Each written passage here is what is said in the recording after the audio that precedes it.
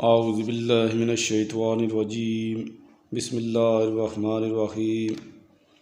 قرآن مجید صرف ایک بار پڑھ لینے کی چیز نہیں ہے، بلکہ بار بار پڑھنے اور ہمیشہ پڑھتے رہنے کی چیز ہے، اس لیے کہ یہ روح کے لیے غذا ہے۔ جس طرح جسم انسانی اپنی بقا اور تقویت کے لیے مسلسل غذا کا محتاج ہے، جو انسان کے لیے اسد حیوانی کی طرح سب زمین ہی سے حاصل ہوتی ہے، اسی طرح روح اور انسانی جو خود آسمانی چیز ہے، کلام ربانی کے ذریعے مسلسل تقویت کی محتاج ہے۔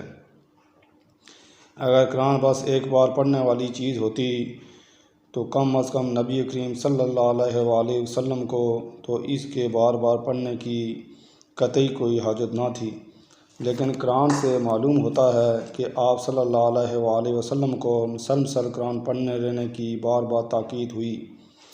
عہد رسالت صلی اللہ علیہ وآلہ وسلم کے بالکل ابتدائی ایام میں تو انتہائی تاکیدی حکم ہوا کہ رات کا اکثر حصہ اپنے رب کے حضور میں کھڑے ہو کر ٹھہر ٹھہر کر قرآن پڑھتے ہوئے بسر کرو۔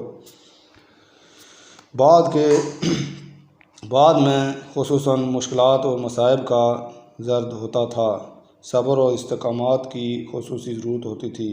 حضرت صلی اللہ علیہ وآلہ وسلم کو تلاوت قرآن مجید ہی کا حکم دیا جاتا تھا، چنانچہ سورۃ الکہف میں ارشاد باری تعالیٰ ہے، اور پڑھا کر جو وحی ہوئی تجھ کو تیرے پروردگار کی کتاب سے، کوئی اس کی باتوں کا بدلہ والا نہیں اور نہ ہی تو کہیں پا سکے گا اس کے سوا اپنی پناہ کی جگہ۔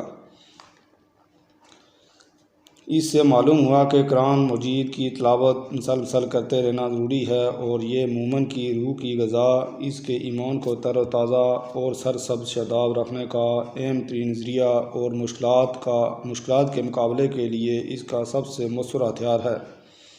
کتاب الہی کے اصول قدر دانوں کی یہ کیفیت قرآن مجید میں یوں بیان ہوئی ہے۔ سورۃ البقرہ۔ جن لوگوں کو ہم نے کتاب عطا فرمائی وہ اس کی تلاوت کرتے ہیں جیسا کہ اس کی تلاوت کا حق ہے۔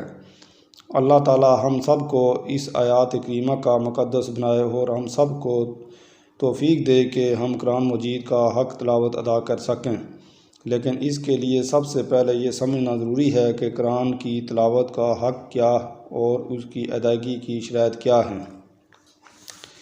اس سلسلہ میں سب سے پہلی اور ضروری چیز قرآن مجید کے حروف کی شناخت اور ان کے متوارات کا صحیح علم اور قرآن کی ضروری معلومات کی تحصیل ہے۔